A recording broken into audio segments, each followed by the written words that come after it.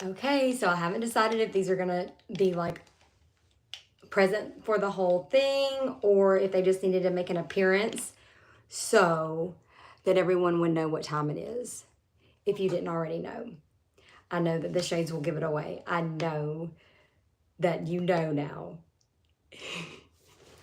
What do the shades entail? What do the shades symbolize? What are they what do they what is the point of reference?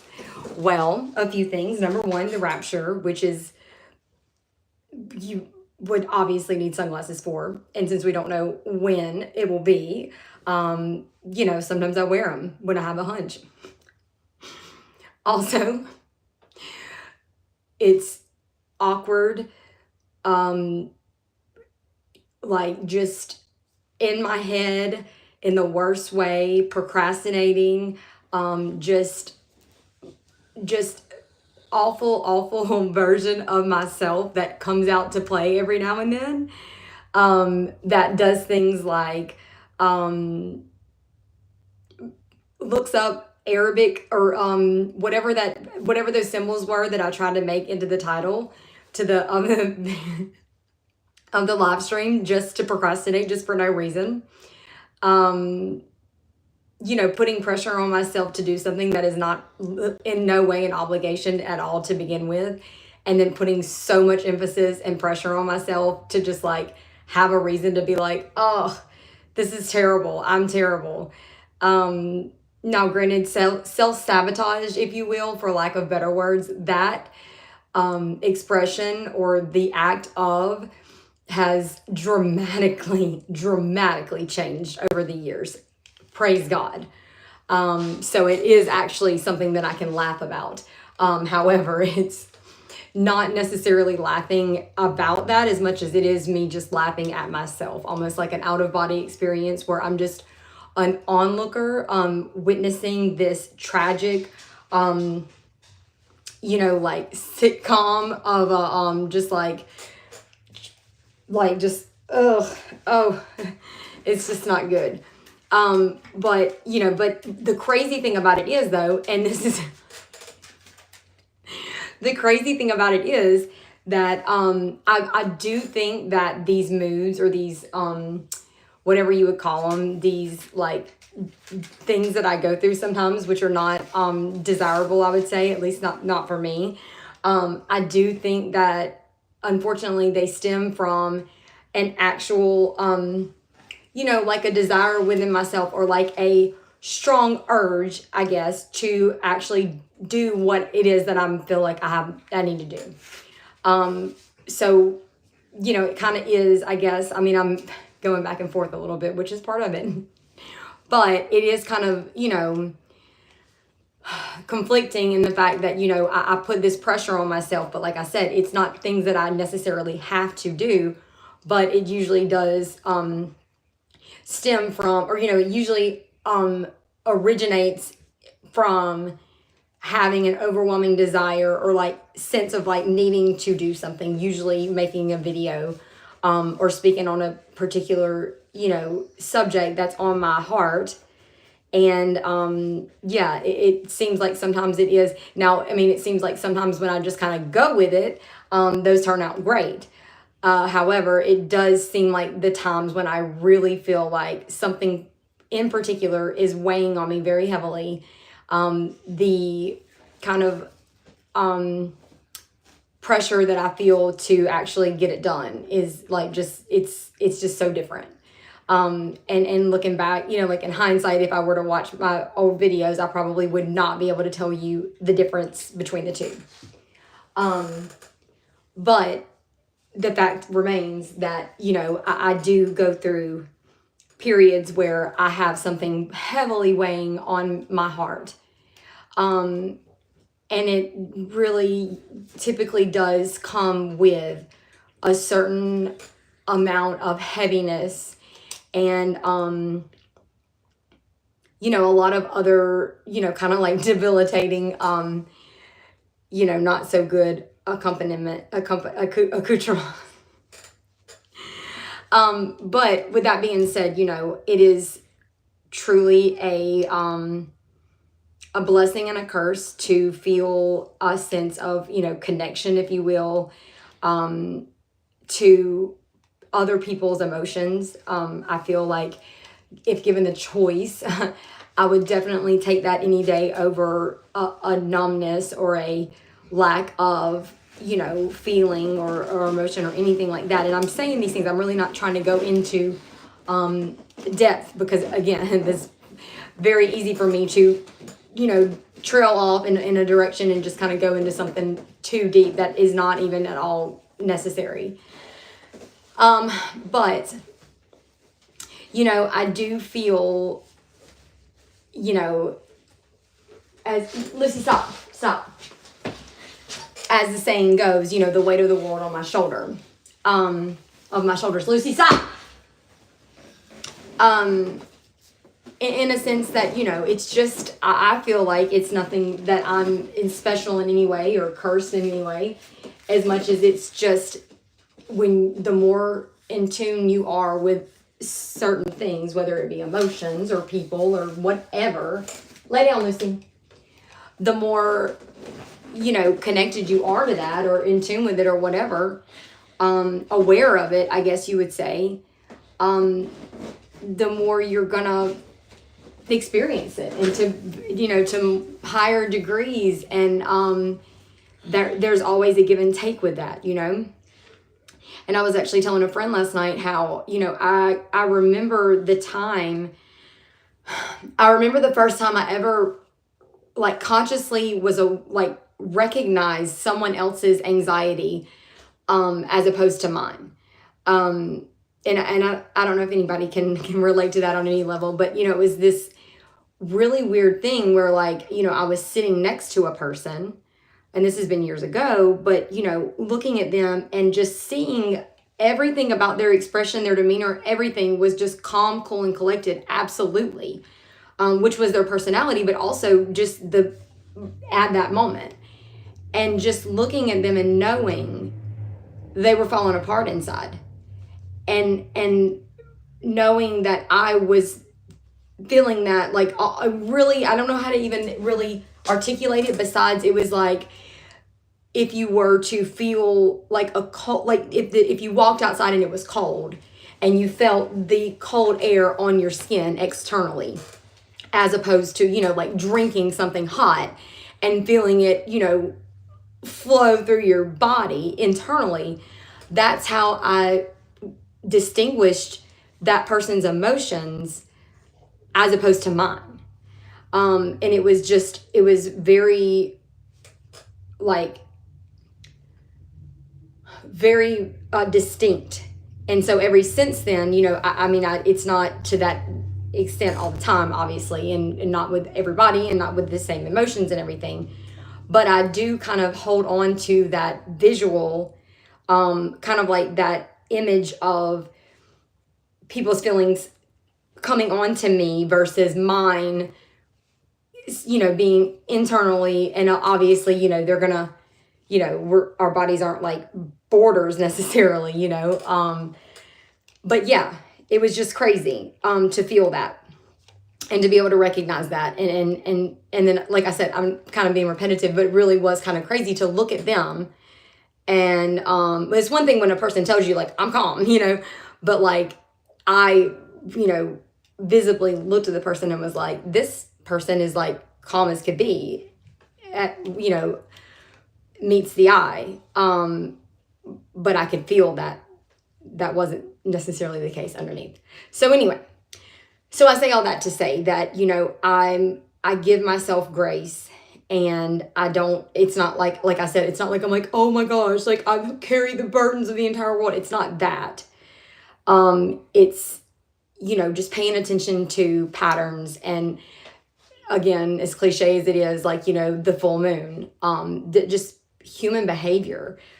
People, we're creatures of habit, and so it doesn't really take much observation to start picking up on that, to start picking up on, okay, did I just wake up this morning with an overwhelming sense of dread, which is possible, or could it be partly that and partly, something way beyond me, or could it be not at all to do with me? I mean, it's just it's crazy. Emotions are very fascinating to me, and they are very much, it's like a wild beast that, if tamed, it's like a very beautiful and just a mesmerizing thing. But if like left uncontrolled, or if it's something that if it's something that you're not at all, if you aren't have no knowledge, I hate to use the word ignorant, but I'm not saying it in an offensive way. I'm just saying, like, if it's something that you don't understand, it could really do a lot of damage to a person and those around them. Yeah. And I truly believe that humans experience emotion all the same. I just think that. I think that we fluctuate between one of not many basic human emotions, and it's just to whatever degree that person is either comfortable with expressing that or acknowledging that, or if their environment has given them the ability to, just there's so many factors. But I don't think that anybody has more or less emotions or feel, it's just a matter of how much you want to acknowledge that it exists, and what labels and things like that you want to put on it. So that's not at all the direction that I wanted to go at all, but I did have a few different directions that are a few different things that I was going to try to touch on, and they are not necessarily related. But again, I just feel like I have this opportunity. I feel like one more time. I have this platform that really comes with no strings attached for me. I don't have a reason necessarily. I have in the past. I've had a few different reasons, some good, some not, some, whatever. But I've never had anything that was super, super motivating to me to keep this going or to make it go in a certain direction or anything like that. And I like that. I like that I don't, from everything, I'm not going to say I did like a whole bunch of research, but what I did, the kind of reoccurring theme, I guess you would say, if you were just to Google, like starting a YouTube channel, one of the number one things people say as far as tips would be find your niche, like find something, like you want to target something, like very, like zoom in, something, the more specific, the better. Get your targeted audience, like you all those things. And I get that.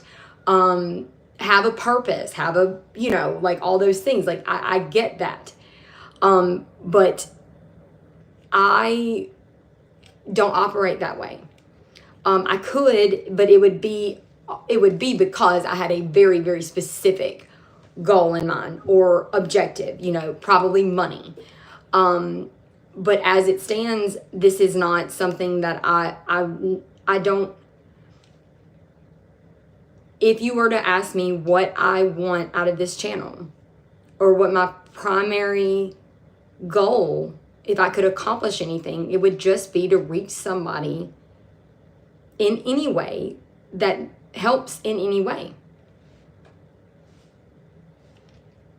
And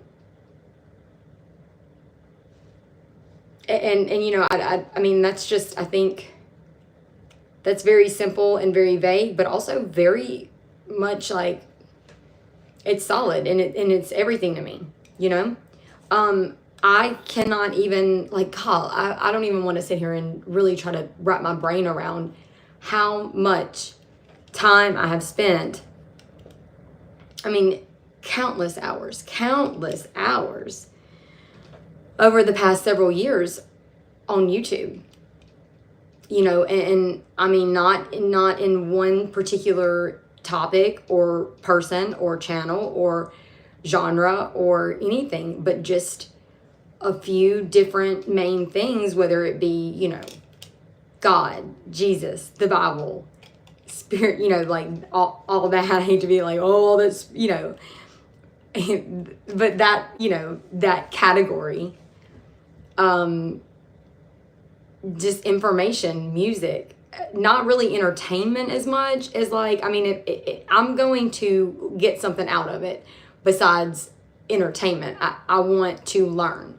I want to grow as a person. Like, I want to understand things more, you know, and just kind of go in whatever direction I feel led.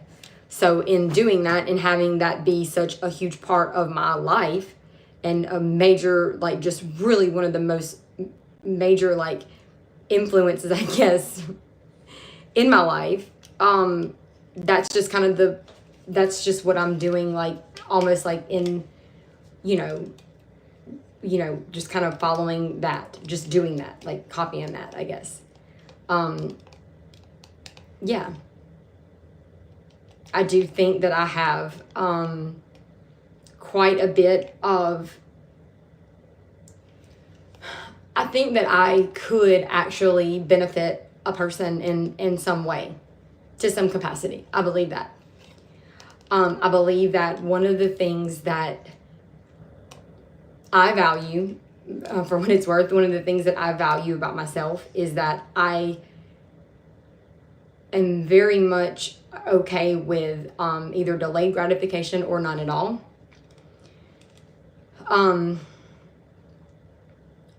You know, I don't think I'll ever really, you know, I mean, I'm okay with knowing that, you know, there's a chance that something about my life or about this channel or about myself or, you know, anything that I've touched or been a part of from throughout my life and for the rest of my life, you know, I know, I can say for certain that at least one thing has benefited one person in some way. And that's enough for me, you know?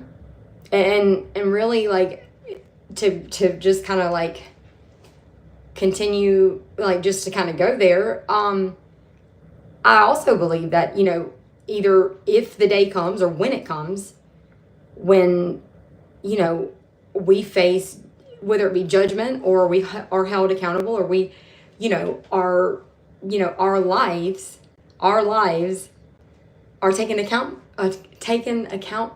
for, right? I have no doubt that the good will by far outweigh the bad. You know, partly because I know that, and it's something that I've really made it a point to strive towards. You know, I mean, I'm not just saying by accident, like, oh yeah, now that I think about it, yeah, in hindsight, yeah, I bet that would be okay. No, I mean, it's actually something that I've really tried hard to leave this world a better place than I found it when that day comes. But also I think that in being able to admit the wrong, the not good things that I've done, you know, the parts of my life, the parts of me, the parts of, you know, everything that I've had a hand in, being able to just own it and make it right if at all possible, you know, and not, and knowing that maybe you can't make it right, but that means that, like, today, maybe I have to just to like double up and, you know, just really, not be shitty. And that's hard to do if you don't acknowledge that you're shitty. It's really hard to make amends and counteract the bad with good if you cannot acknowledge bad. And, you know, I'm grateful, I guess. I'm grateful that the people that I've hurt throughout my life will never have to, as far as I'm concerned, they will never have to feel the awful feeling that is someone hurting you deeply And not only not being remorseful for it or not apologizing, but even worse, which is so typical, people just going, I don't know what you're talking about. you know, or better yet, let's just go ahead and like accuse you of it. Let's just flip this thing all the way on its head and let's just deny that it ever happened. Deny your feelings, that they exist, that they were hurt, that it was completely and 100% their fault. And that's the F word that I cuss like a sailor, but that is the F word that has taken me years to be able to even mutter. Ugh. But sometimes any word is appropriate, any F word even. And fault is something that I can't never say, because sometimes things are people's fault. Sometimes things are our fault. And I'm really glad, I guess, I'm really glad that the people that I've hurt in my life don't have to feel that on top of hurt. They don't have to experience that, the salt in the wound that comes from, people's just incessant, just inability to own up to things. It's sickening. It is. And I don't know if anybody else can relate to this, but I will tell you, the worst is, and I think now it's like, one of those like very catchy things, like gaslighting is like a thing. I guess it has been since like the movie came out in 1932, but whatever. But it's not really even gaslighting though. I think that's how far this is how far we've came. People just believe that it's gaslighting because it really is.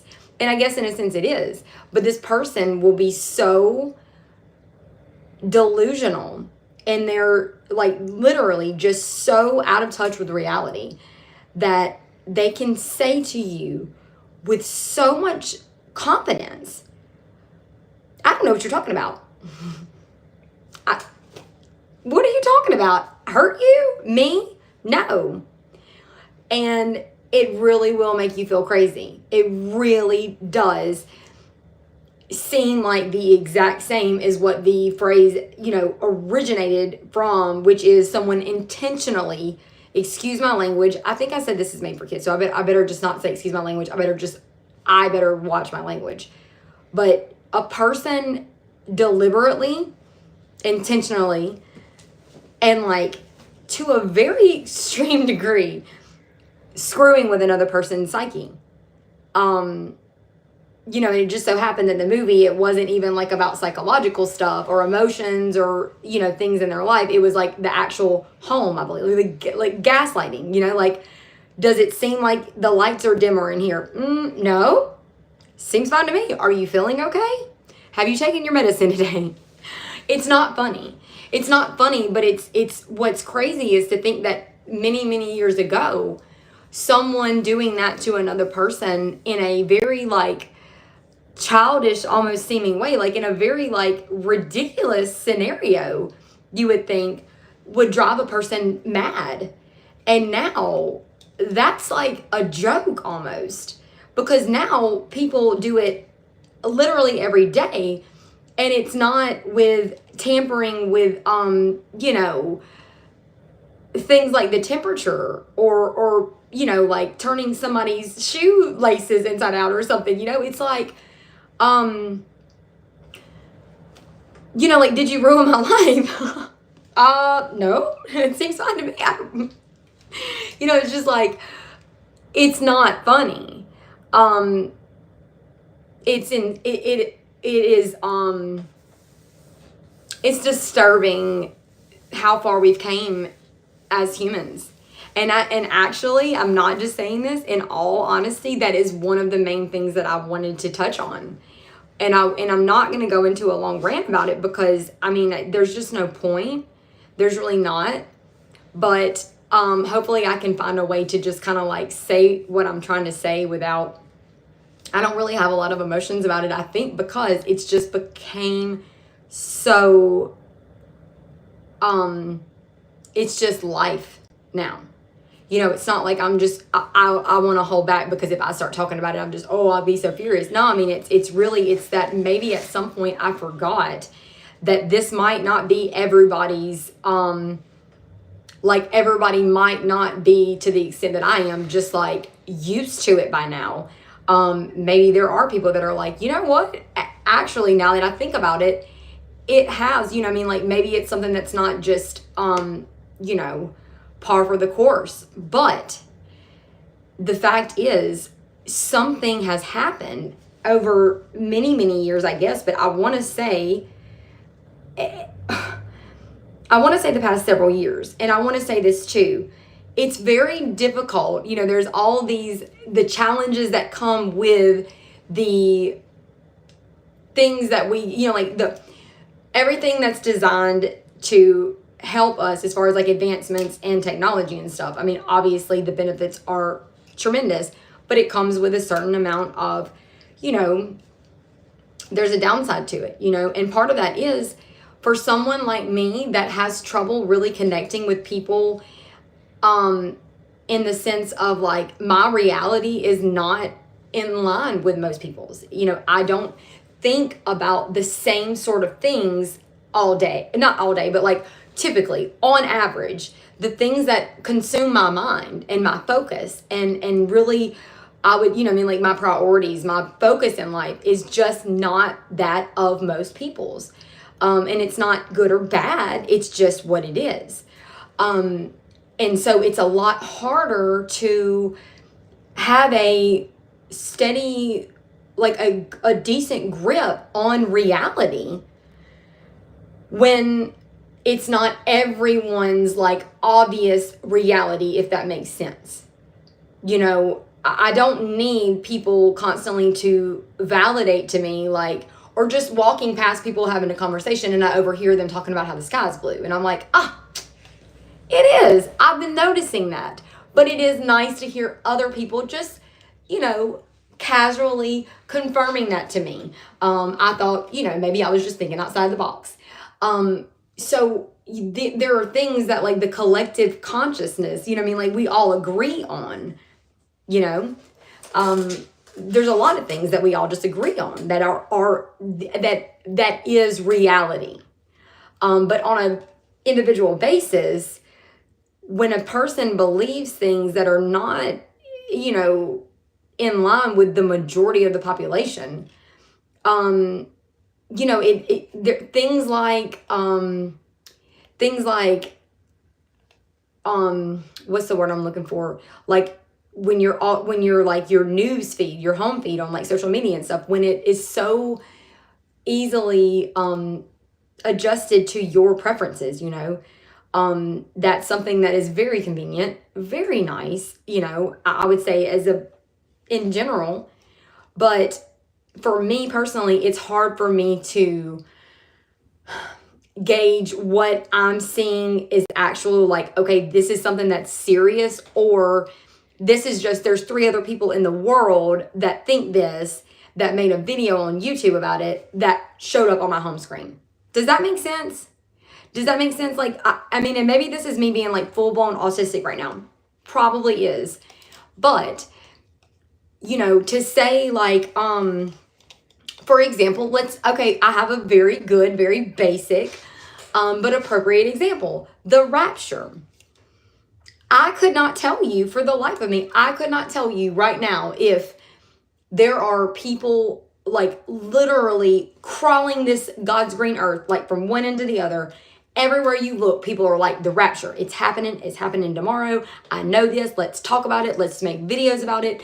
We've been thinking it for several years, but now it's like, oh my gosh, I really have no idea if that is the case or if it's more in that direction, or if literally I just am basically on one of a very few tracks, that like, it doesn't take a rocket scientist for my home feed to be like, I bet I know what you're going to click on, So I hope that makes sense. It's just, it is kind of like it has, good with the bad being for me, I wonder, you know, is this some, whatever it is, whatever the topic is that's on my mind, that's racing through my mind, and, like, just like, oh, like, all these neuro pathways, like, I wonder, like, is this something that a lot of people are thinking? Is this something that a lot of people care about? Is this something that a lot of people are seeing or feeling or experiencing? So, with humans in general and the state of our existence, that's where I was going to go with that. That's what I was going to say. I want to say that over the last several years, like I want to say like between 4 and 6 years, these things have really just, things have increased or escalated or dramatically like been more prevalent, if you will.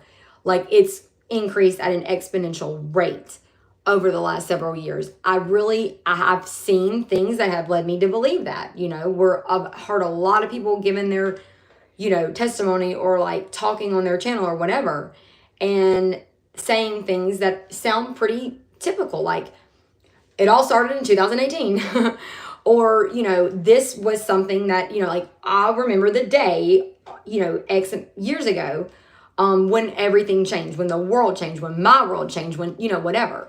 So it does seem like there is some, commonality there. However, it is hard to decipher between that and really, I just know for me it did. So I'm going to notice when someone else says something that's similar to my life. And also just, I'm going to think that other people, so maybe it's a little bit of both. I don't know, but I do know that things that have in the past been noteworthy for little old me, I see them now just being just like taking over, not in a good way. None of it's in a good way. Because I'll tell you, there's just not many characters that we can play. There's not many roles that we have the ability or the we just are very limited in the role that we can play in this drama that is life or reality. But also, and equally as important, each individual's in their own personal life and that you coincide with. There's a lot of people that have had characters, like a lot of supporting actors, and of course there's a lot of, not good stuff that comes from that when people don't know that they are they did not get the memo that they were no longer the actor, producer, screenwriter, lead, everything of the movie that is their life, like the freaking epic classic that is their life. No one gave them the memo that, actually, no, now you are a supporting actor in someone else's movie and you need to do what they say and be who they want you to be. No one got that memo, I don't think. So it's no wonder that there's like this parallel between, to me, I think it's an interesting parallel between that metaphor or that like illustration of human nature and the actual Hollywood dynamic, the scrutiny that comes from, all of it. And I can't say personally whether any of it, I can't speak on any of that in the actual like movie Hollywood scene goes. But I do think that I think it's a lot messier in real life because, like I said, you know, I mean, like I've heard horror stories about actors, you know, being like just overworked and treated like crap and not appreciated or whatever. Like these directors that are just very like, you know, inconsiderate or whatever, what have you. But at the very least, we are all in some type of agreement. Like, first of all, we're getting paid. We signed up for this. There's a mutual, you know, agreement as far as like, I'm going to be who you want me to be. I'm going to do what you want me to do, at least to some degree. Now, maybe there's some leeway there. I don't know. But to me, it's at least a little bit more consensual than this real life deal where no one is saying that. You know, no one has let me know. I've had to figure out on my own. And by the way, I'm going to go ahead and pat myself on the shoulder and say, like, pat myself on the back and say, I think I've done a pretty good job of, over the years, I'm pretty good at identifying in other people what role they are casting me as in their movie. I mean, the fact is, if you don't want to be the person that they want you to be or play the role that they want you to play, if you're even aware of that, it doesn't matter how it goes down. It's not going to end well. People are not happy when you don't portray them in the light that they want to be portrayed in, when you don't mold to the, you know, the very small box, you know, like if you don't get in the box that they made for you, it's not going to end well anyway. So me personally, I'm just more of the mindset of like, I'd just rather like, let's just put it out there up front. That way, whatever happens, you know. I don't want to mislead you. And anyway, so like I said, so the point of that I'm making is that, I feel like as, you know, like the human existence as a whole, you know, if you were to zoom in, like the more you zoom in, which is what I think is happening in like real time here, you'll see that like these like, I don't want to be redundant. These roles, these characters, they're fizzling out very quickly now. There's just not that many. It's almost like we've done some like, what is the word, like consolidating, you know, and like some crossover acting and, you know, some stuff going on, and it's not, you know, I just don't see it going well. So with that being said, I'm going to do something that I always say I'm going to do that I never do, and I'm just so proud of. I'm just going to take a moment and say, like, good for you, number one, for actually doing what I always want to do, and number two, having the courage to do it with my Mr. Magoo glasses on, and it actually being on the topic that I was literally just discussing. And that is about, I'm not going to look at the camera because I have Mr. Magoo glasses right now, but as far as I really, really like the big book, the AA, you know, the way that they illustrate it to me is really good. Now, I want to say this too, and it kind of goes along with what I was saying about how far we've came as a society and how distorted and like not okay and backwards and upside down and like unhealthy things are. But to that note, go to a rehab facility. Like, humor me. Go to a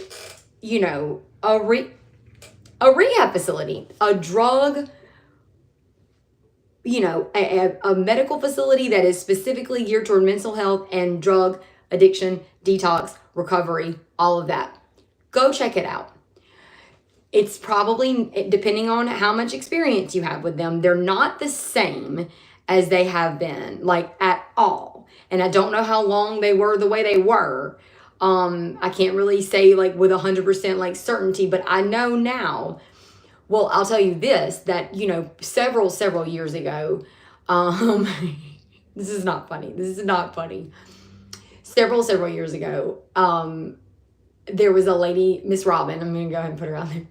Miss Robin, who was a very, very mean lady. Very mean. But she was in drug rehab. And somehow in conversation, it came up, like, how she got there to in one way or another. And it, you know, she just had mentioned weed and her family getting upset with her and making her go there.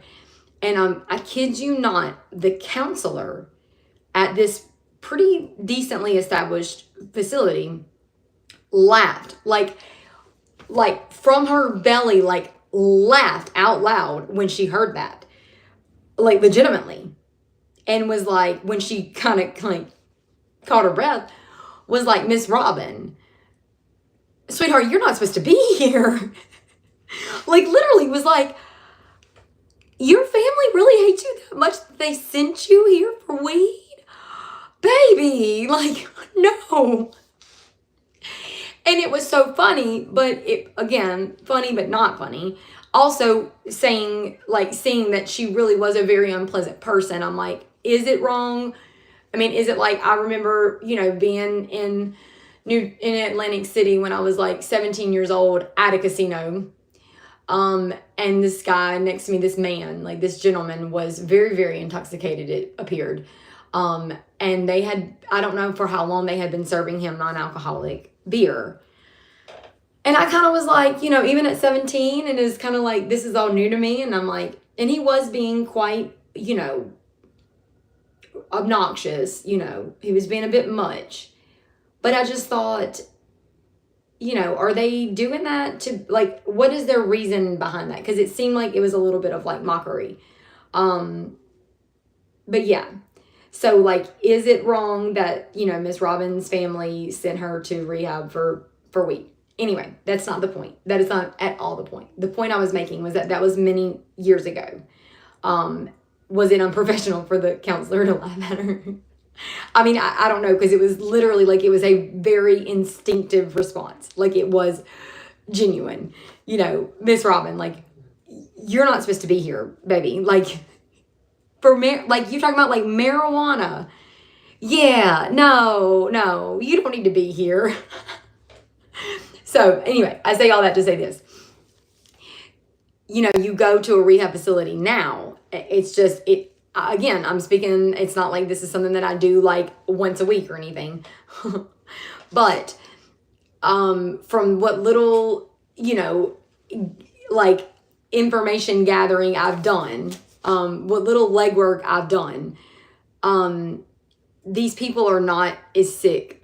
I mean, and I don't want to talk about it in a way that makes it seem insensitive, but again, I don't want to talk about anything too in depth and like get too bogged down with it, because it's really not the point necessarily.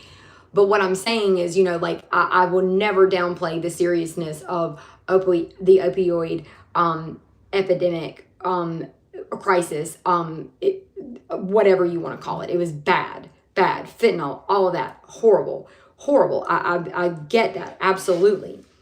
But the thing is that either, I think a lot of the people that it was, you know, that were involved in that, I mean, it on some level, it was dramatic enough to either wipe them out or scare them straight. And like, again, I said, like, I don't want to sound insincere, but my point is this, you know, there is not just, I don't think, this huge multitude of people that are really just on the streets strung out on heroin, like, just, you know, like people, I mean, at one point, I know. But now you have people that are literally checking themselves into rehab facilities, for marijuana. I mean, and which is, I mean, it's just like, again, this is not the main issue that I'm pressing at all, and I'm not even really giving my opinion on it necessarily. I'm just kind of stating like an observation. All that to say that these are not the sick people. The majority, the fraction of our population, I'll say America specifically, I mean, if anybody takes what I'm saying as fact, like, you're stupid, you know. I don't care who you are. even talk with that much confidence or in a way that would give you the impression that I'm just spatting off facts here that you should, like live by or die by, I'm saying these things in a certain amount, like with a certain level of like, I think I'm pretty accurate in this, but also if I'm a little bit off, you're either picking me apart to be an asshole, or you need to stop hanging on to anything that anybody says to that extent. Anyway, that's just a small disclaimer. But so anyway, so, the fraction of the population, well, I'll just go ahead and say in the United States, that would classify as, that you would categorize as like the drug addicted, do we want to lump them in there with the mentally ill? I mean, that's up to you. Either way. But the people that are literally just seeking out treatment or court ordered or what have you, the people that are actively in and out of treatment centers for drug addiction, they're not the sick people anymore. They're just not. Now, another fun fact, while I'm just kind of like throwing out these disclaimers, I will tell you this about me if you don't know this about me. I would say anybody in my life knows this about me, but that's actually true. And also, you're not going to have to really do a lot of fact checking, because I probably don't have but like 2 people in my life because of this little fun fact about myself. I could sit here and give you statistics and facts and whatever. And I'm, like I said, I'm not going to say it in a way that, I'm like, if I don't know what I'm talking about, I'm really not going to talk a lot about it, However, when it comes to the things that I just believe in my heart, I will say it with the most conviction you could ever imagine. There's a lot of like, just that's what it is and that's it, So just, and I guess if you know that about me and if you choose to, participate in this channel, just know that there's nothing that I'm going to say that you should take any more or less with any more or less grain of salt than anything else. Just know that if I say it like it is a fact and you can take it to the bank and you can like write it on your grave, just know that it is something that I believe in the bottom of my heart, but probably either couldn't prove or definitely haven't, I just know these things. Like it's just an inner knowing, But if you get offended, you get offended, But the fact is, you just don't, you need not look further than right here to know the sick people are not seeking out treatment anymore. Let me take a break for a second. The minority, as far as drug addicted, mentally ill, highly functioning member of society, straight-laced, passes drug test, doesn't look down on people or judge them. They are outnumbering this group like astronomically. And this is not me giving hand gestures just like without realizing it. I'm literally, this would be my, illustration of the drug addicted, mentally ill population in the United States, and like the people that either love them, care about them, want them to get help, or are employed by or in any way affiliated with the entities and authorities and, those that help or, fix them, it's like, that's kind of what it looks like. And then, the steeple and then out come the people. It's not good. It's not good. Which, just serves as another like obvious reminder that, you cannot fix yourself by, first of all, even if you are genuinely trying to help, fix, take care of, love, protect other people, first and foremost, even if it is very sincere and genuine, it's not. because you probably say things like, I'm not passing judgment, but you don't know if someone needs help, or you can't worry about them unless you pass judgment on them in the first place. We are literally all humans walking the same path with the same level of, ability and all those things, until one of us looks over the other and says, oh my God, are you okay? I'm worried about you. Let me help you. I just want to help you. I need to, you need help. Something's wrong with you, but I can help you. I can fix you. I'm not judging you. I genuinely care. No, that's a lie. Go ahead and say you're not judgmental. Why would you even, how many times do these people ask for help? How many people do the people that help people, how many times do they have someone come up to them and say, can you help me? Help, please. Like, I'm distraught. I'm drug addicted. I'm mentally ill. I'm unstable. I'm unwell. I'm unhinged. I'm not okay. I'm incapable. I'm broken. Can you fix me? Can you save me? Can you help me? Can you care about me? Can you love me? How often do you think that actually happens? Well, I'll tell you. I can say for sure, these people that check themselves into drug rehab facilities for weed, those people are actually trusting these people with getting them the help they need. And I don't think that's really a huge, it's not like you're really placing this immense, like, it's not like so much of a responsibility, like, oh my God, like, oh, be careful with it. No, it's like, it's somebody that is whatever. The point being, I don't think that anyone beyond that, I don't think that anyone that is actually in need of these things seeks it out from those people who, again, I say, are astronomically outnumbering those that they don't judge and they just want to help. But so even if you did want to genuinely, even if you were to fool yourself into believing that you genuinely wanted to help these people, you're never going to fix yourself by, you're never going to make yourself feel okay by helping or saving anyone else. You are, in fact, it is actually doing quite the opposite. You are very much you are rotting yourself from the inside out with the self-delusion that is, I am okay and this person is not okay, and now I am a better person for helping them, seeing as I'm able to.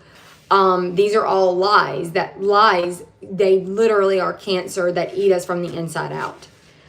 So what has happened over the years, I'm afraid, is that these people that maybe at one point actually did believe they were helping other people, or they had gone into the profession they had, or had gone down the life path that they had chose, or whatever, wherever they were, whatever they were doing, where they were encountering these people that they thought needed help, that they thought they could help, or had been given the authority to help, quote unquote.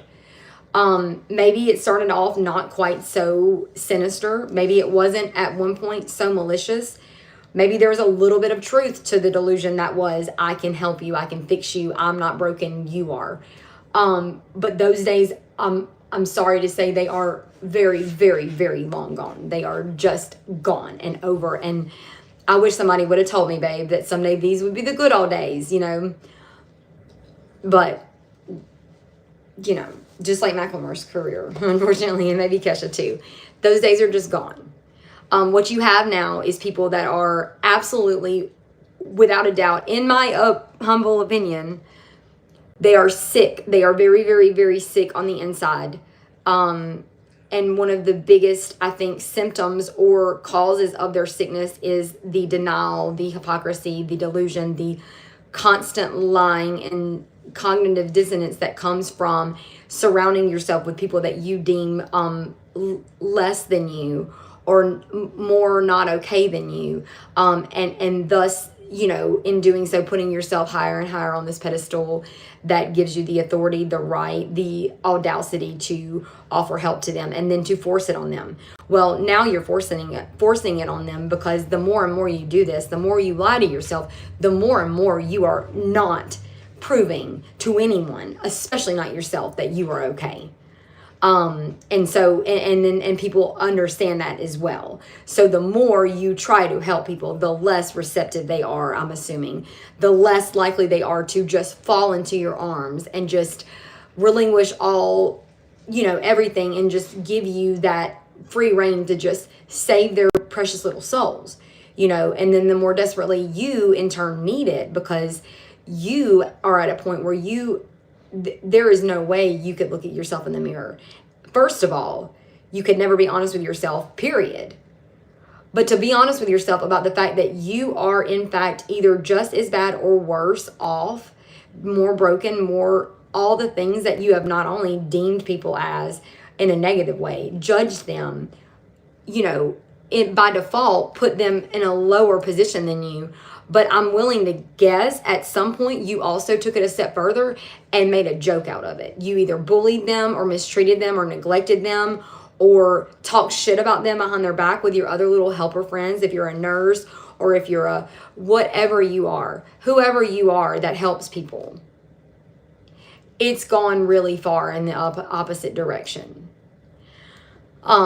So I say that because there is a very distinct contrast between not only is it very clear to me, and I hope it is to you too, that something's wrong with that picture.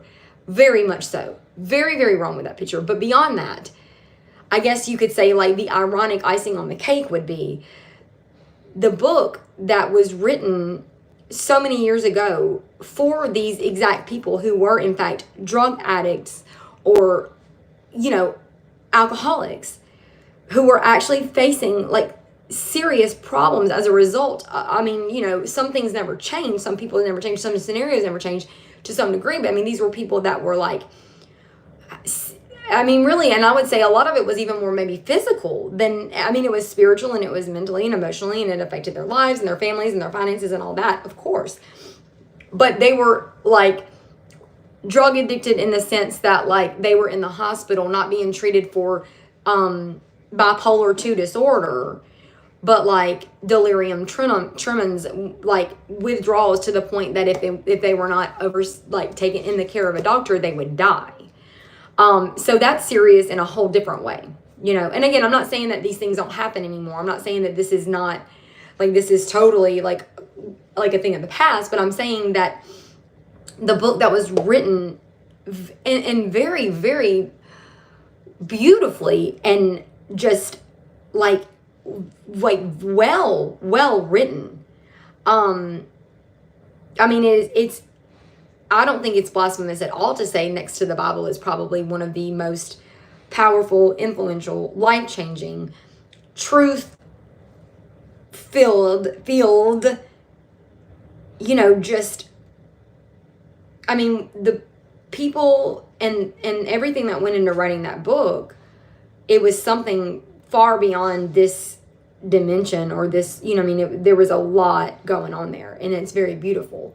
So again, I say, it saddens me to not only see that the community, the program, the movement that was designed in conjunction with it, that was really foolproof, that was really done in a way that almost left no room for error, you know, to see where it's came now. And not just that, but again, the ironic twist on it being how the description of the alcoholic absolutely now fits, honestly, everyone. I mean, to me, and this is something that's, this is the mindset that I've had for years. But if you haven't yet, I would encourage you to maybe just entertain the idea of the word alcoholic just being interchangeable with any, just human. I mean, really. And I'll tell you, for a lot of people, and ooh, I hate to say this, I hate to say it, but there has been a few times in my life, where uttering the words, I'm a human, was almost more than I could handle. Now, I've said I'm an alcoholic before. I've said I'm a drug addict before. I've said I'm all these things before because words are words to me. And I think that going through the 12 steps, going through the AA, working the 12 steps, truly working them, truly to the fullest degree, working the 12 steps, I think that it changed my life more than almost anything else besides God himself and that in my relationship with him, which he is all over and all throughout the program, the steps, the book, all of it. Which was why I was so surprised when the rehab facility across the street from me had a big sign for the AA meetings that said no, absolutely no mention of the Bible, lowercase b. I was, even for that shithole, I was actually very much appalled. The big book is not the Bible, but these things are so synonymous. Like, how can you say that? How can you say lowercase b Bible? Absolutely no mention of that in a meaning anyway. So, but I had absolutely no problem at all with saying, hi, my name is Lindsay, I'm an alcoholic. Step one, we admitted that we became powerless over drugs and alcohol, that our lives had become unmanageable. I will say this, for me personally, I got on board with the part of step one that no one ever talks about. You don't ever hear it in the movies, or it's not with like the catchy thing that everybody remembers about AA being the first step being admittance. Hey, I'm an alcoholic. Well, you're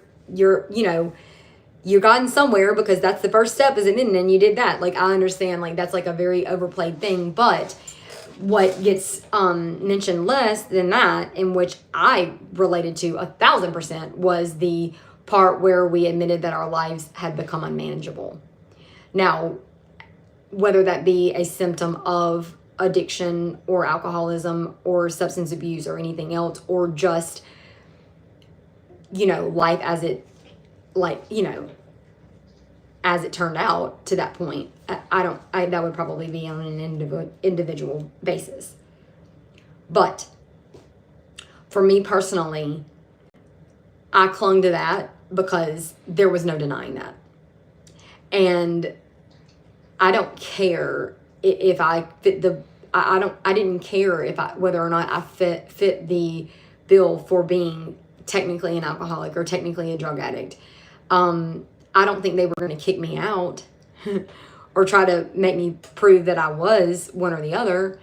And I had no desire to argue whether or not, I'm going to choose any day, I'm going to choose the possibility of being worse than I am over the chance that maybe I'm wrong and I'm not as bad as I thought I was. I will choose every time, hands down, no questions asked.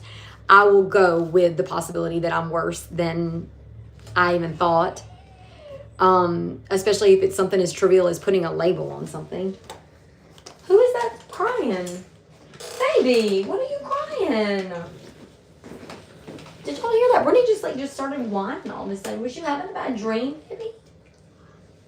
Who was that, you or him? I can tell they don't feel well.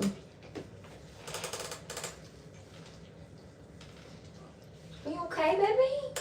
Did you get the burps? Did you have a nightmare? Oh my God. He doesn't know that he's on my channel.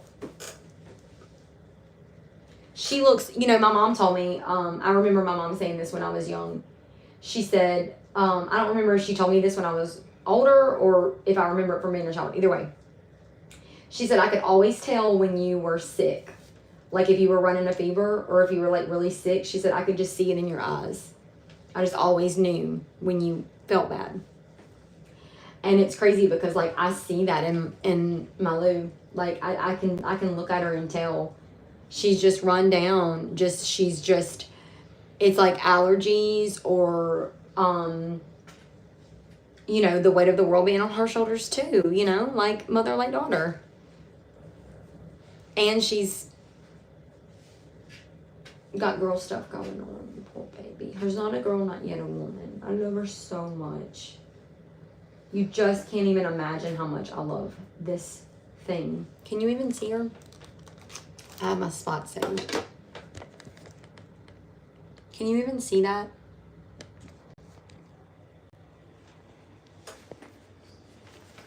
You don't want to be seen, Lucy?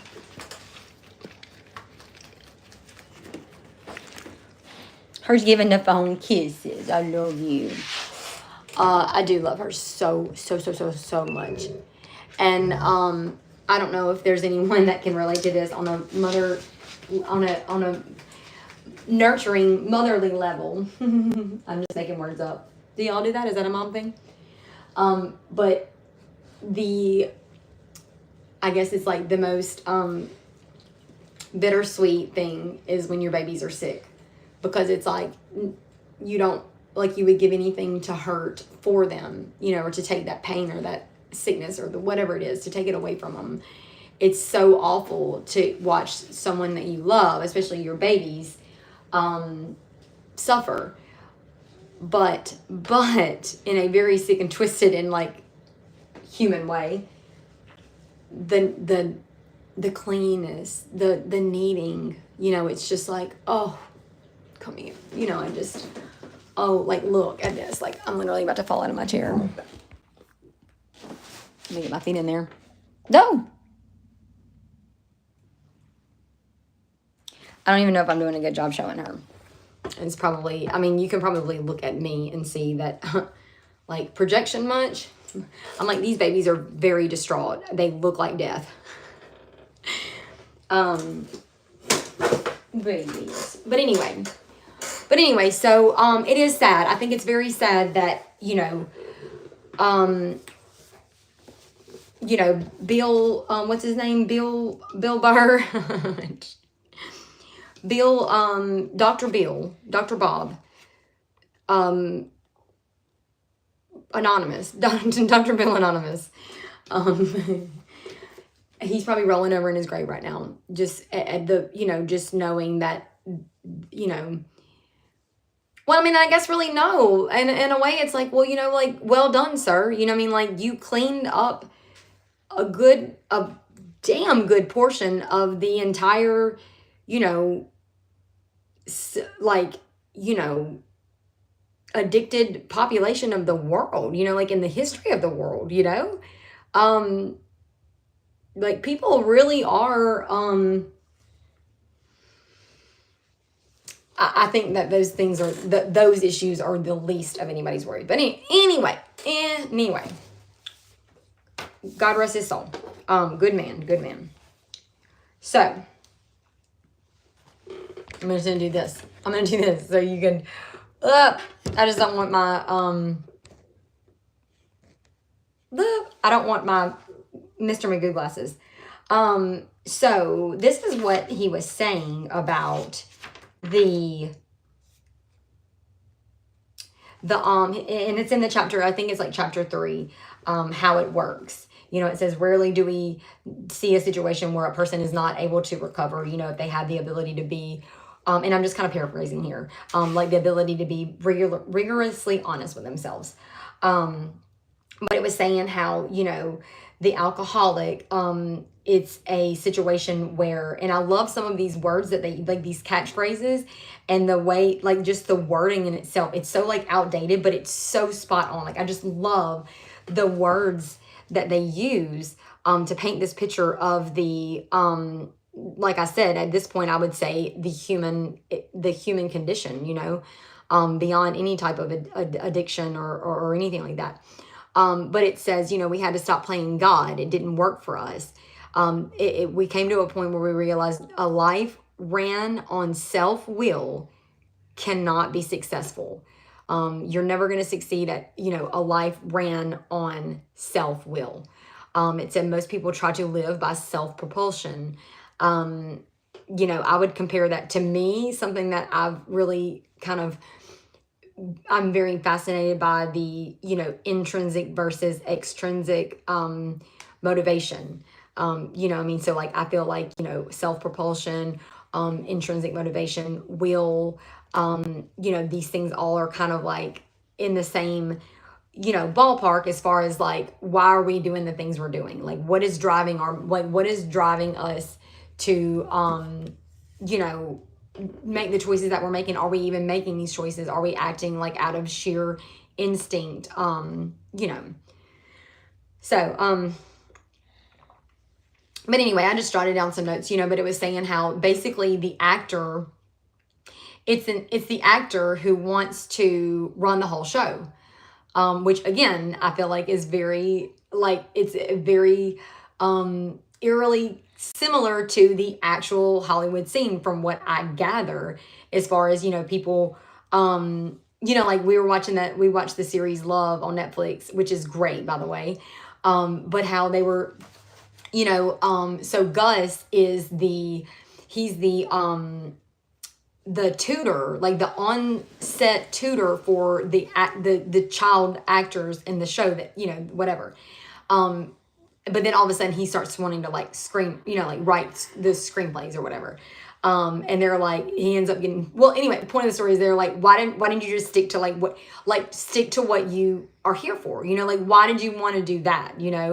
But it seems to be a thing, I guess, with people in general or in that setting. Either way.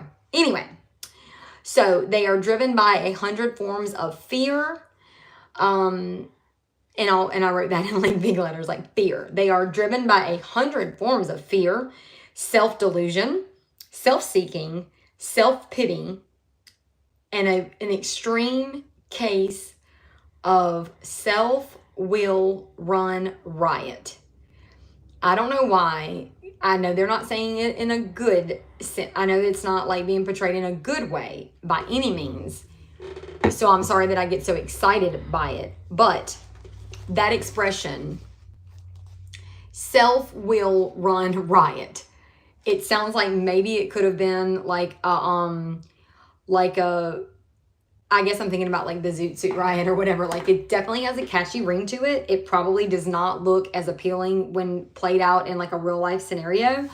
It's basically people like doing what I like to call the Tasmanian devil, of just like going through life, like just barreling through life, just destructing everything and anything that gets in their path. And like, but that's what happens when we're not in touch with ourselves.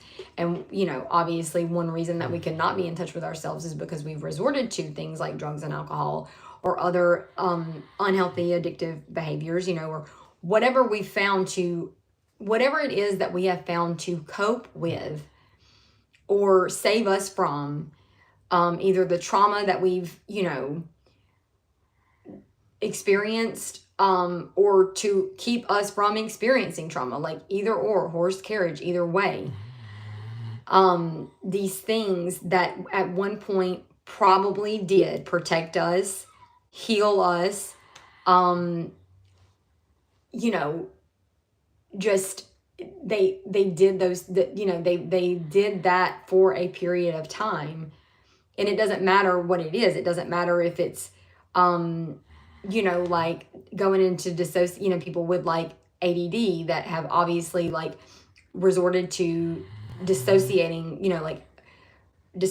from situations as a form of like coping mechanism. That's not something that would be deemed like by society as like bad, like you don't go to jail for dissociation, like humor. There's comedians that are like loved by all that you wouldn't be like, how dare you, like you're addicted to being funny as a way of deflecting from your pain or like defending, your vulnerability or whatever. Like, that's absurd. However, in my opinion, and as far as I'm concerned, they're all interchangeable. I don't care if there's something that's keeping you, it doesn't matter if it's illegal, if it's legal. It doesn't matter if it can kill anybody. It doesn't matter if anybody can even put their finger on it. It doesn't matter. You know within yourself, every one of us, if you were, again, like it said, if you have the ability to be rigorously honest with yourself, which most people are not, it's the most liberating and freeing thing I could ever. You just have no idea unless you have an idea. And if you don't, I would really, really, really encourage you just to try it out. Just try it on for size. I promise you there's nothing more liberating in this entire world than just being rigorously honest with yourself. Just being brutally, all the way, 100%, just fucking honest with yourself. You know, but if you were to do that, if you were to ask yourself, what are the things that I use and what are the things throughout my life that I have turned to as a way to protect myself and my emotions,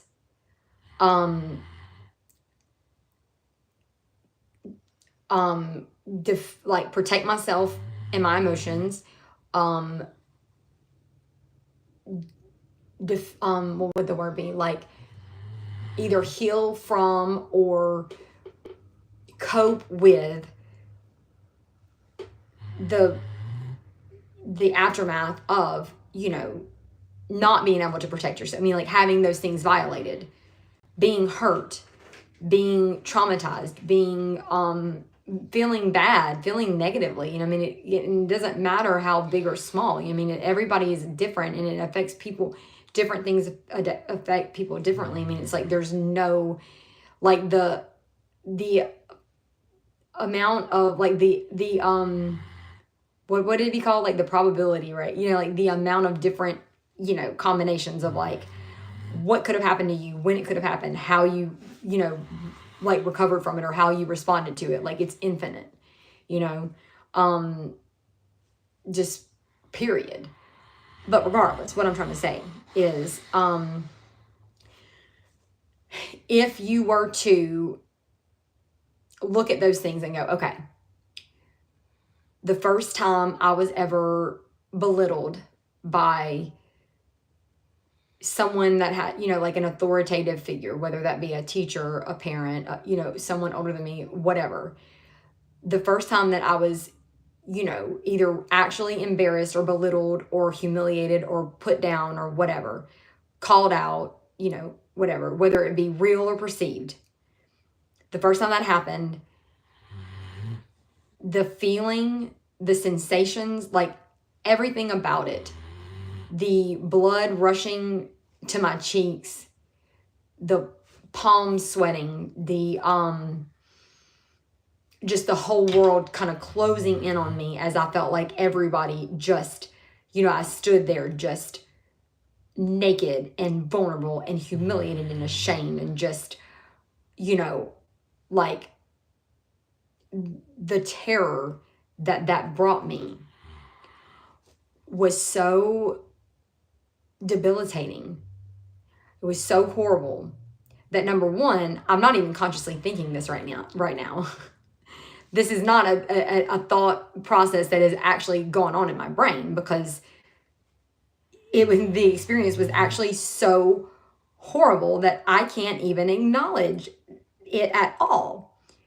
So there is a very subconscious, like underwater, like muffled version of this conversation going on in like the teeny tiny little back part of my brain that basically controls, like, you know, like my freaking cortisol levels and stuff, so I can outrun a bear. This conversation that I'm having is subconscious because I can't even acknowledge how awful that was. But I do know this: it was so horrible that I will never experience it again. Period. And I'm probably going to latch on to the first, most obvious, lowest hanging fruit possible that I can, to ensure with certainty that this will never happen again, that I will never feel like this again. For example, you know, there's a lot, you know, just like I said, trauma comes in so many different shapes and sizes. But let's just say that trauma is, you're on a playground and everybody has a toy. At one point, you would think maybe everybody didn't have the same. Maybe some people had better toys to begin with. Who knows? Regardless, humans will be humans at whatever, development stage. You're going to have people that are going to want other people's, kids are going to want other kids' toys, or their toy, their doll, their toy, whatever. Some people are going to want to play with their toy with another person. There's all these different scenarios. We've all been one of these children. We've all had a toy. Now, from there, it can go a million different directions. And maybe you've experienced a lot of them. Maybe you got bored with your toy and you placed it on the ground momentarily. And,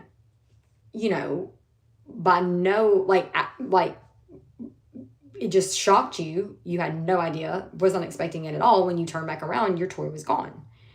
The logical thing I would think, which children aren't usually too keen on on their feet when it comes to stuff like that. But you would think, well, in the future, I'm going to not put my toy down. I'm going to cherish it more. I'm going to hang on to it, But no, that's not the part of our brain that usually goes to work. We are just, at the end of the day, I feel like we are still just freaking primates. So anyway, I don't want to go too much into this, but it is, not for nothing.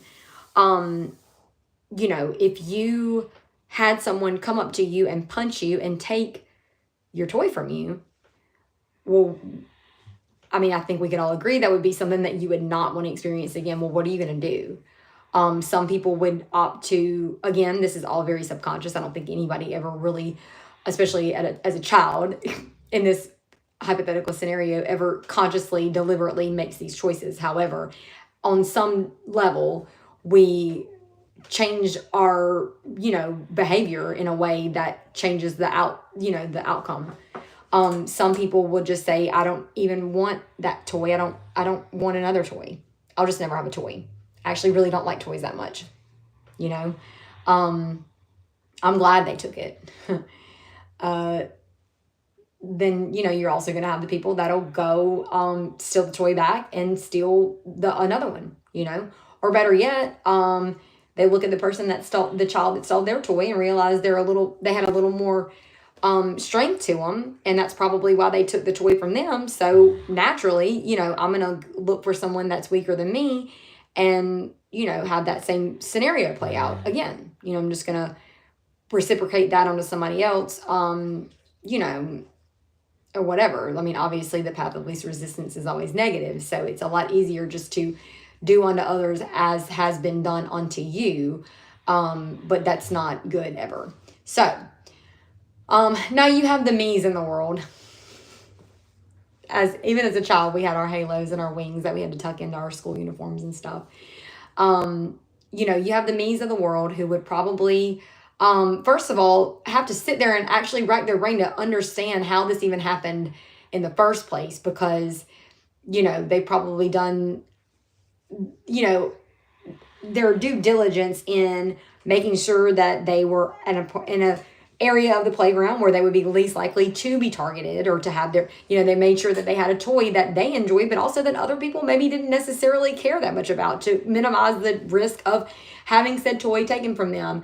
All things considered, somehow after this still managed to happen, they would probably go to the other child and just in a very respectful, rational way, they would just say, hey, I understand that you just took my toy, but I do need for you to know that it is mine. And I'm going to ask that you give it back to me,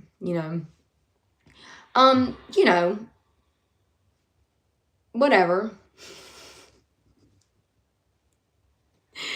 Oh gosh. Anyway, you have people that there's just all these different scenarios. I'm getting carried away with it. This is the point where I should probably wrap it up. So I'm going to wrap the video up, but I'm also going to wrap this scenario that I've let get. It's became my self-will run riot, zoot riot on the playground.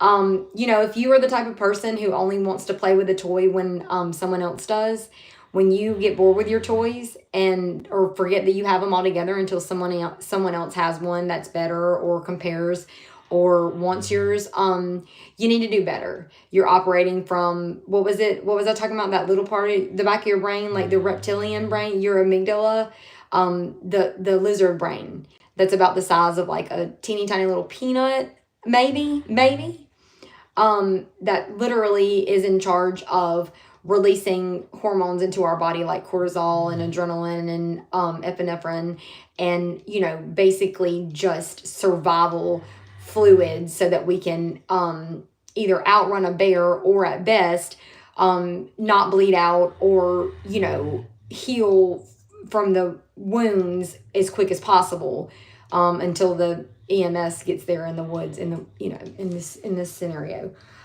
It's not a very evolved part of our brain. It's definitely not a very like woo-woo, like hip man bun, you know, like Starbucks coffee drinking type part of our brain. You know, there's not a lot of memes or like you know, Pinterest, like, you know, like little boards that are dedicated to this part of the brain. As I mentioned, it is literally called the lizard brain or the reptilian part of our brain. So if you're operating from that part of your brain, which relies on dopamine release, literally just, oh, me cold, me need fire to keep warm, like bang bang, like ow, that hurt, like and that's like you're a caveman, you know. You literally, the dopamine that at one point was like literally supposed to have men be like, ooh, I just ate that food and it was good. And also my whole tribe or my family like has to eat to survive. So now that I remember how good that is, I have motivation to like go kill more food. Like, so, you know, we're not there anymore. So you don't really have to depend on that part of your brain to tell you what you want in life, to tell you what you desire. I really think that it's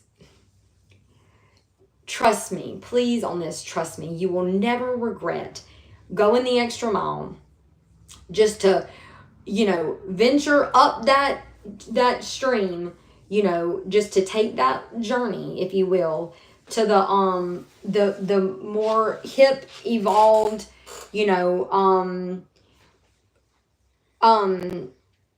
astrologically, you know, in tune part of your brain that says, what's that thing called? Free will, choice, think for myself, not like bang bang, ouch, that hurt. You know, it's just you'll never regret going the extra mile and upgrading to that level. It's nice.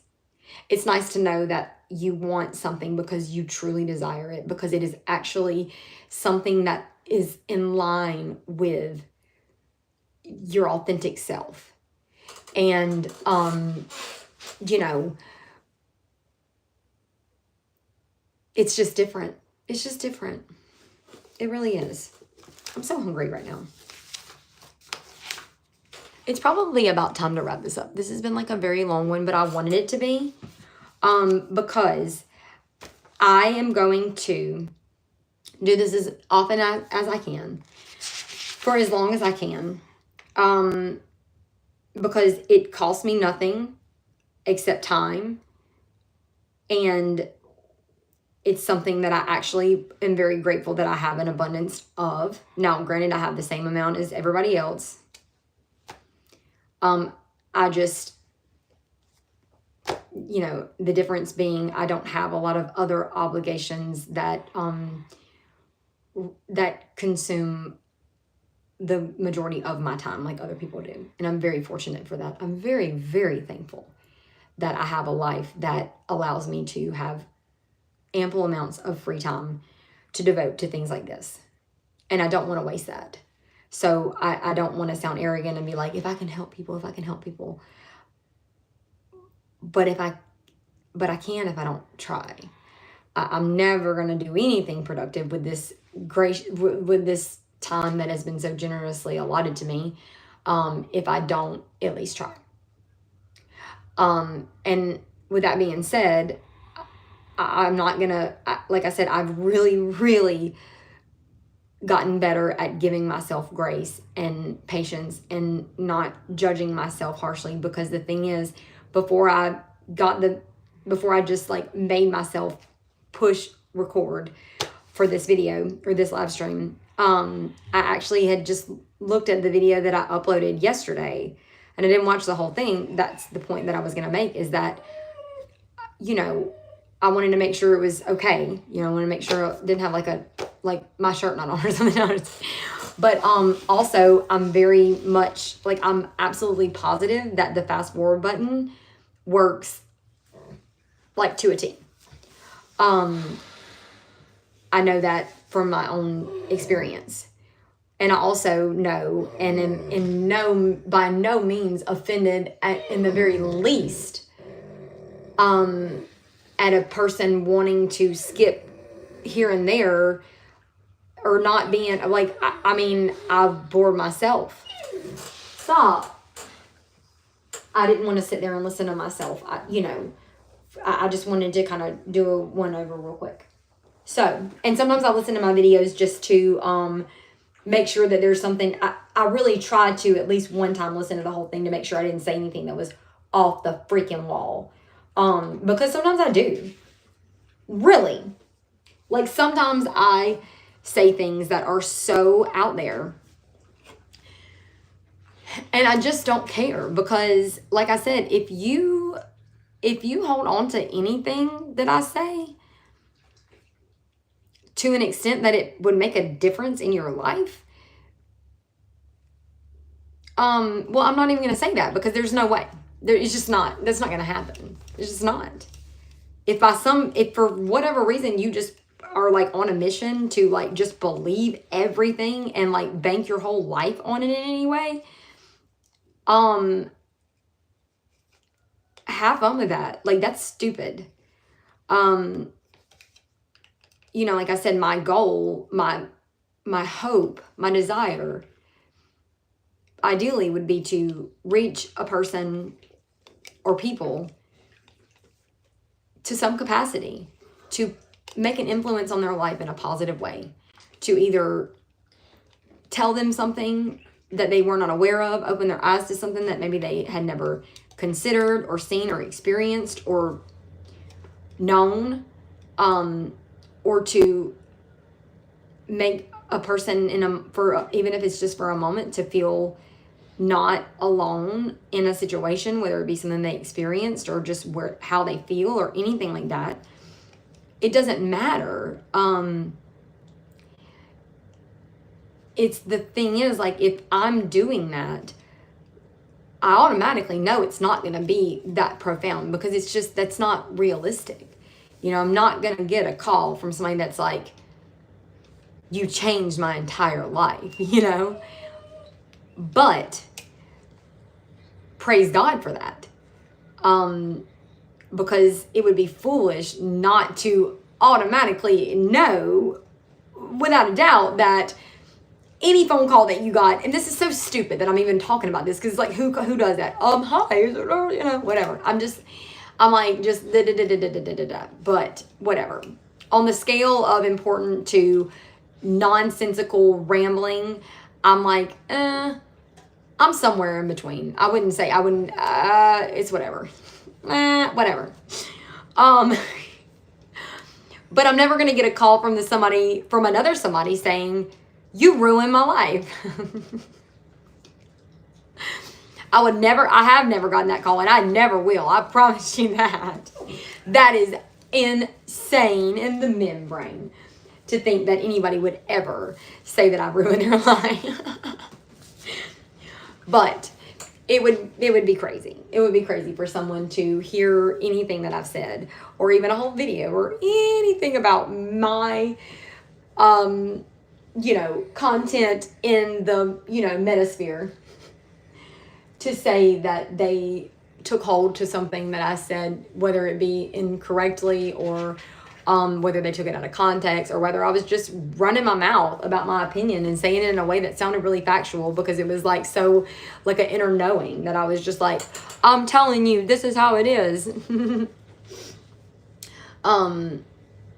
Yeah, no, I mean, it just, as a matter of fact,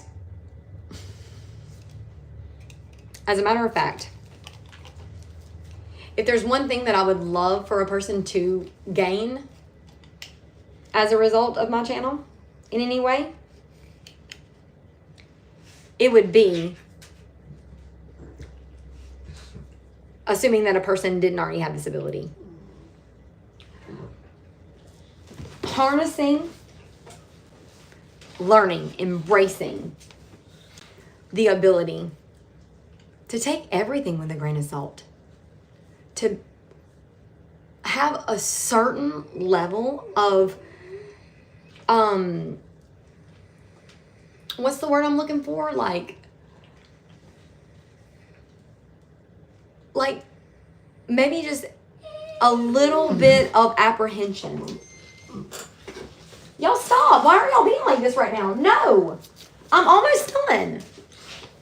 What is wrong with them? She's doing it to make him jealous. She was like, I love you, Mom. I love you more.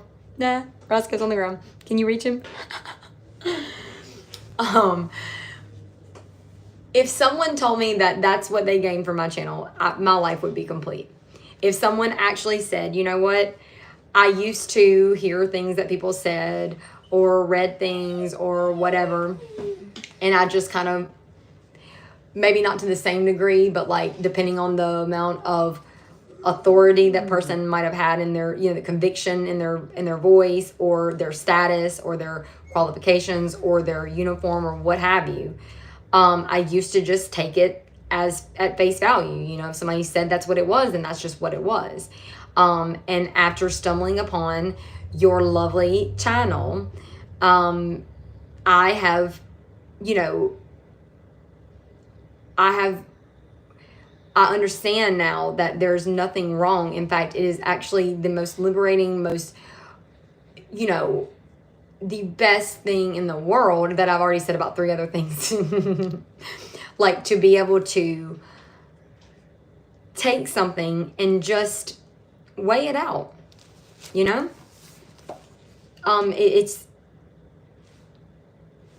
it's great.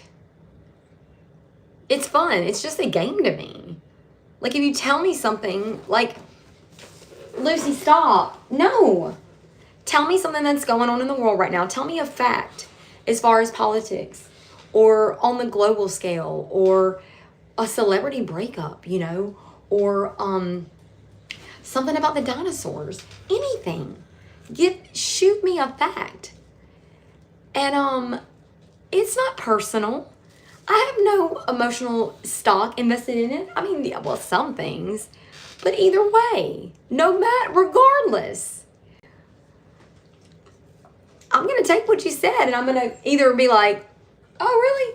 And then I'm going to immediately, my brain is going to go bend to zeros and ones. I'm going to start just picking it apart in a very in a very Asperger's way, not in a very asshole way. I'm going to start just retrieving information from my database of like, I'm just going to start like cross-referencing like, okay, well, if this was it, this is, and if it has anything to do with human behavior or patterns in, geometric, 00100. And then like, 1 to 2 seconds later, I'm going to be like, that's crazy. Yeah, that probably, yeah, I'm not going to just say, oh yeah, that's probably right, because I'm really not an asshole. Stop, Lucy. In fact, I would prefer somebody absolutely have no idea that I've even questioned or doubted anything that they said with a certain amount of, conviction. Except, of course, to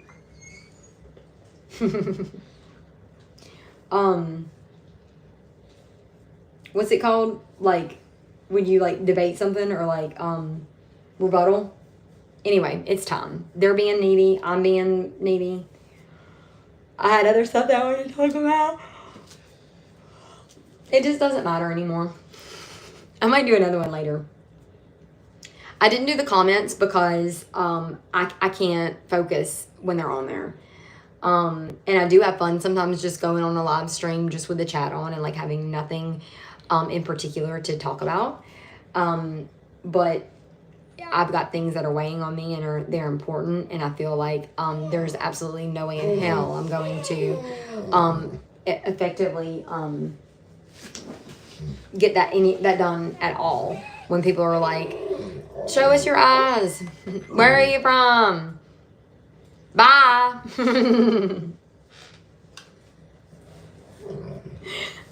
Oh, good deal.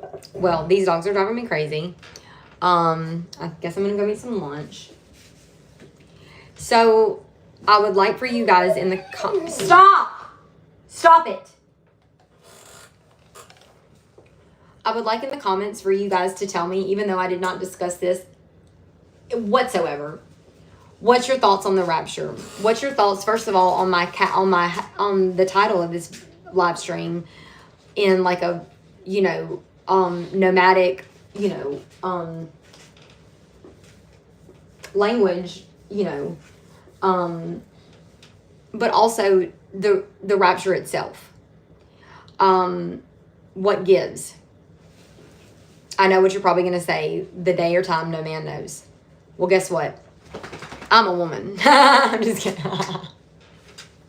Loophole! I'm just kidding. I'm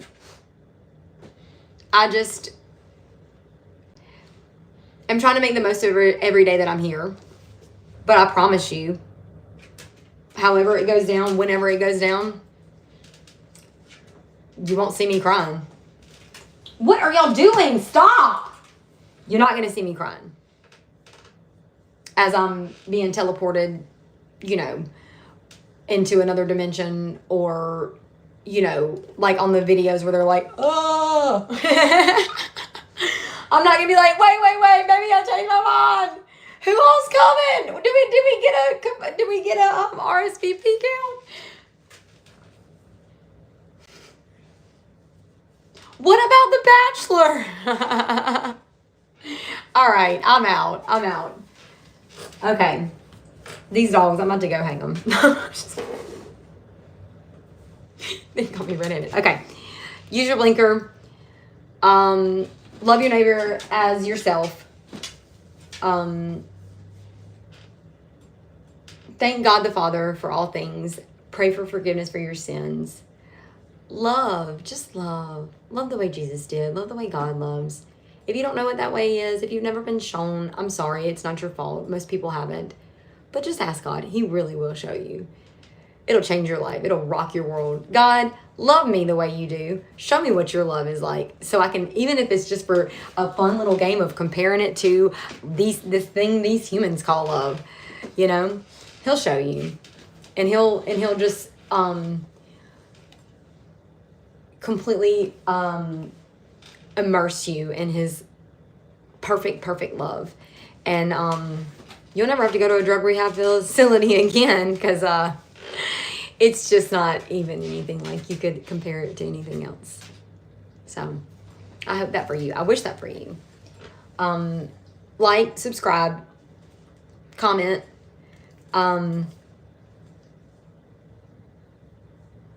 Yeah. Thank you.